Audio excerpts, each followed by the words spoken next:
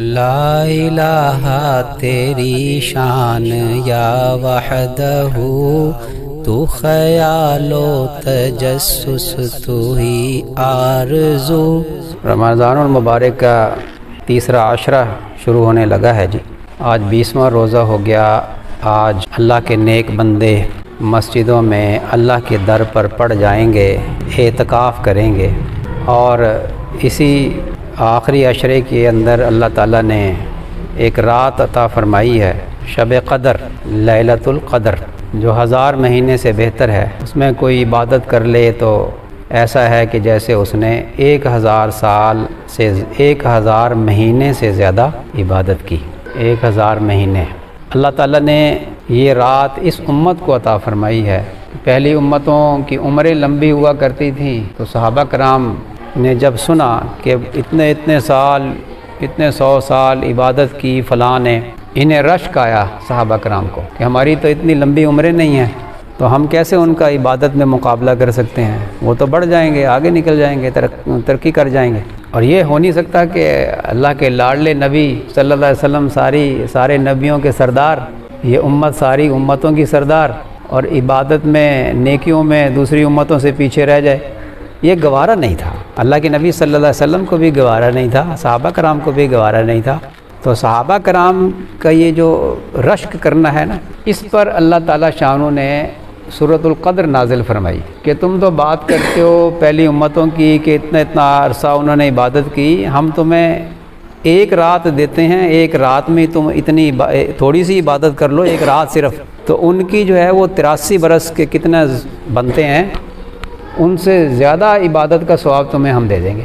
اور کسی شخص کو اپنی زندگی میں کتنی عمر ہوتی ہے، اس امت کی عمر 60-70 سال کے درمیان ہے۔ 60 سال بھی لگا لیں، اور وہ 15 سال کی عمر میں اس نے عبادت کرنی شروع کی، اور تو وہ تھوڑی تھوڑی بھی کرے، عشاء کی نماز، مغرب کی نماز، عشاء کی نماز اور فجر کی نماز وہ جماعت کے ساتھ پڑھ لے، اور ساری رات اس نے عبادت نہ بھی کی ہو، تب بھی یہ رات کی عبادت ہے۔ عشاء کی نماز اور فجر کی نماز جس نے پڑھ لی نا، اس نے گویا ساری رات عبادت کی۔ ایک حدیث کا مفہوم ہے یہ۔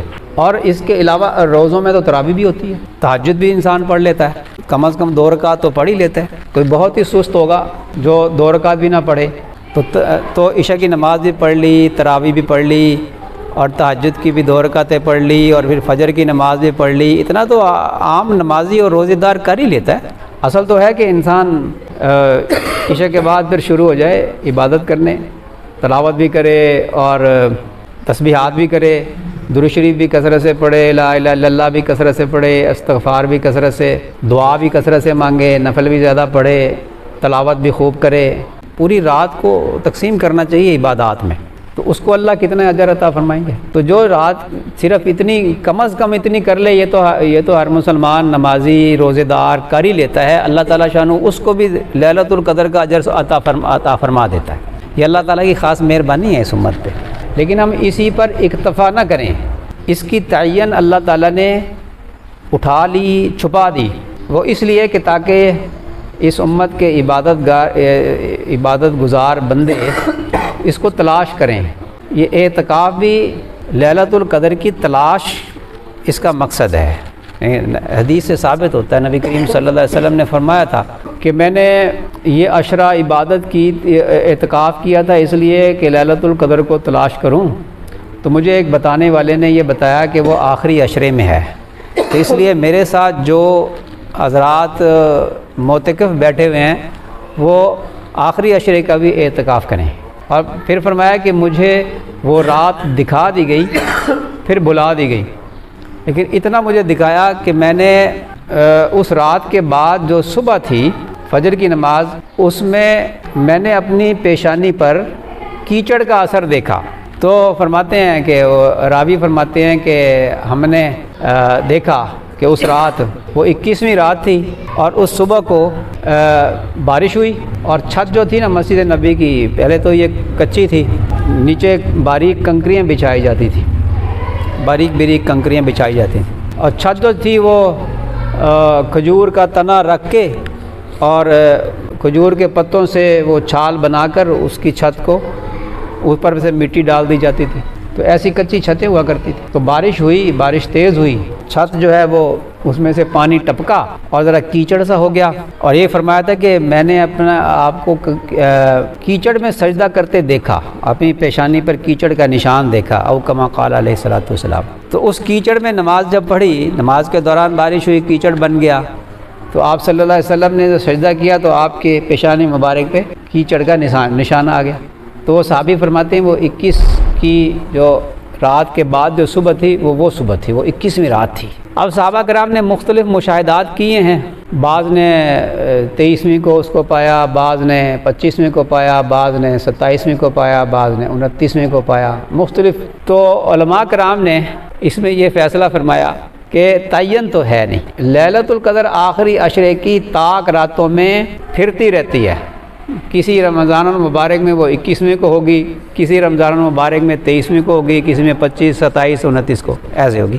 تو تلاش کرو، پکا فیصلہ نہیں کر دیا کہ جی وہ 27ویں کو ہے۔ اب مشہور ہمارے یہاں کہ 27ویں کو لیلۃ القدر ہوتی ہے، ضروری نہیں ہے۔ بعض حضرات نے بڑا زور دے کر فرمایا کہ وہ 27ویں رات ہوتی ہے، لیکن جب اب یہ جو حدیث ہے اس حدیث میں 21ویں رات لگتی ہے کہ اس سے پکی علامت کون سی ہوگی کہ جو نبی کریم صلی اللہ علیہ وسلم نے خود فرما دیا کہ میں نے اپنے پیشانی پہ کیچڑ کا نشان دیکھا، یہ علامت بتائی، تو اس سے تو پکی بات 21ویں کی ہو گئی، لیکن ایسا ہے نہیں، تعین اس کی نہیں ہے۔ مولانا عبدالرحمن اشرفی صاحب رحمۃ اللہ علیہ وہ بڑی مزیدار بات فرمایا کرتے تھے، وہ فرماتے تھے طاق راتوں میں ہم عبادت کرتے ہیں نا، اس گمان سے عبادت کرتے ہیں کہ آج ہی کی رات لیلۃ القدر ہو، ایسے ہی ہوتا ہے نا، اس گمان کے مطابق ہم عبادت کرتے ہیں کہ آج کی رات ہی لیلۃ القدر ہوگی۔ اب وہ لیلۃ القدر تو ان 5 راتوں میں سے کسی ایک رات میں ہے، اور حدیث قدسی میں آتا ہے کہ انا عند ظن عبدی بھی، میں بندے کے گمان کے مطابق کرتا ہوں، تو بندے کا گمان ہے کہ آج ہی لیلۃ القدر ہے، اور حدیث کہتی ہے کہ بندے کے گمان کے مطابق اللہ تعالیٰ فیصلہ فرماتے ہیں، ٹھیک ہے نا۔ تو وہ فرماتے ہیں کہ لیلۃ القدر تو ان 5 راتوں میں سے کسی ایک رات میں ہوگی، لیکن یہ بندہ گمان کرتا ہے کہ شاید آج ہی لیلۃ القدر ہو، تو اللہ تعالیٰ اس کے گمان کے مطابق ہر رات میں اس کو لیلۃ القدر کا اجر عطا فرمائے۔ اب ہر رات میں 5 راتوں میں لیلۃ القدر کا ثواب مل گیا، تو اور ہر لیلۃ القدر کا اجر جو ہے وہ 1000 مہینوں سے بہتر ہے، یعنی 83 سال سے زیادہ اس کا اجر ہے، تو کہاں سے کہاں پہنچ گیا اجر۔ پہلی امتیں اس امت کی عبادت کا بھی مقابلہ نہیں کر سکتی۔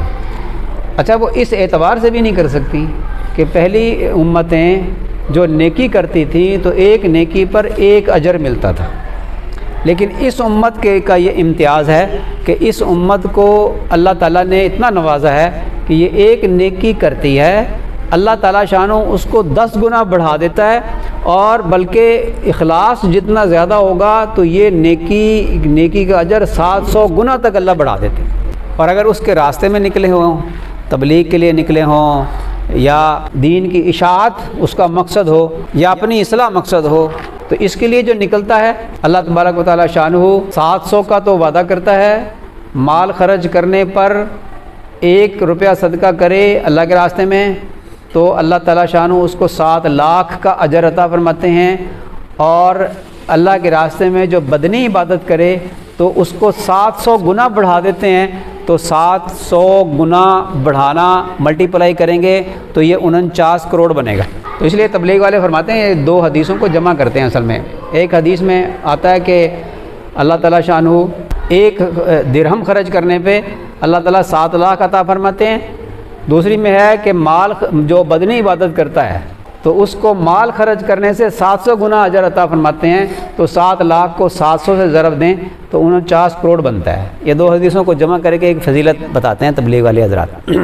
یہ بھی ہمارے حوصلے بڑھانے کے لیے ہے، ہمیں تھوڑا سا سمجھانے کے لیے، ورنہ اللہ تعالیٰ شانہ تو اجر عظیم عطا فرماتے ہیں، اجر عظیم تو گنتی میں آتا ہی نہیں نا۔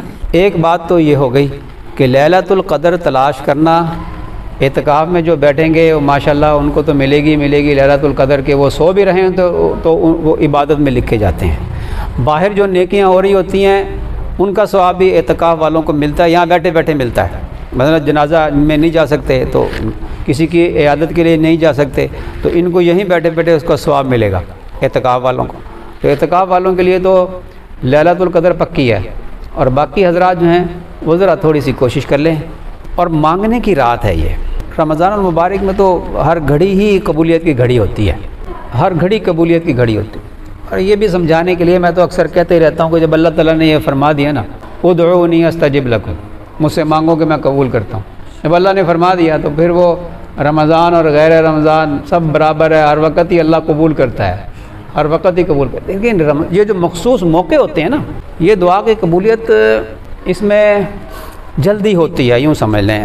اور اس لیے بھی فرمایا کہ اللہ تعالیٰ شانوں سے خوب مانگیں. جو عام دنوں میں مسئلے حل نہیں ہو رہے، اللہ تعالیٰ شانوں سے اس موقع سے فائدہ اٹھاتے ہوئے وہ چیزیں اللہ سے ہم مانگ لیں.